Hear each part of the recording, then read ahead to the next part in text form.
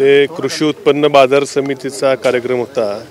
त्या कार्यक्रमाला हजेरी लावून ते नंतर आमच्या काकांकडे जेवायला आले होते.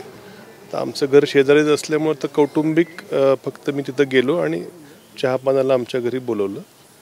त्याच्यामुळे फक्त कौटुंबिक चर्चेपलीकडे काय चर्चा झालेली नाही. काय मात्र तुमची देखील बऱ्याच वेळा चर्चा झाली आतमध्ये, मग असं काही आता एवढे राज्याचे उपमुख्यमंत्री माझ्या घरासमोरून जातात तर मी चहाला बोलू नये.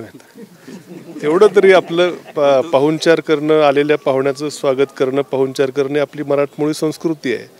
कुठेतरी तुम्ही मामा अजून निर्णय घेत नाहीये म्हणून तुम्ही निर्णय घेत नाहीये का? कसला निर्णय घेत नाही? मामांची चर्चा सुरू आहे की मामा भाजपमध्ये जातील किंवा पक्ष सोडतील अशी चर्चा सुरू आहे. मात्र त्यांच्या निर्णयावर तुमचा निर्णय नाही. पण मामा तर काय मला बोलले नाही. असं तुमच्याकडनंच ऐकतोय मी. असं काय अहिल्यानगर जिल्ह्यामध्ये एखादं मंत्रिपद याबद्दल चर्चा केली? मी विरोधी पक्षाचा आहे. माझ्यात कसं काय मंत्रिपदाची चर्चा माझ्याकडे कशी करतील? नाही नाही, फक्त चहा घेतला. आईस्क्रीम ते म्हटले गोड नको जास्त, चहा घेतला एवढंच. बाकी काही नाही. विषय काय, तब्येतीची विचारपूस झाली. परंतु मग विरोधी पक्षात तुम्ही आहात, मग तुम्ही काही तक्रारी पण केल्या असतील?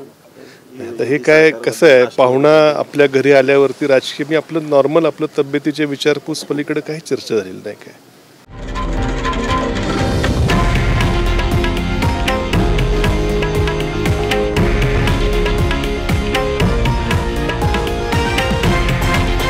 हे आहे देशातील नंबर 1 न्यूज नेटवर्क आणि आपण पाहत आहात TV9 मराठी, एकमेव.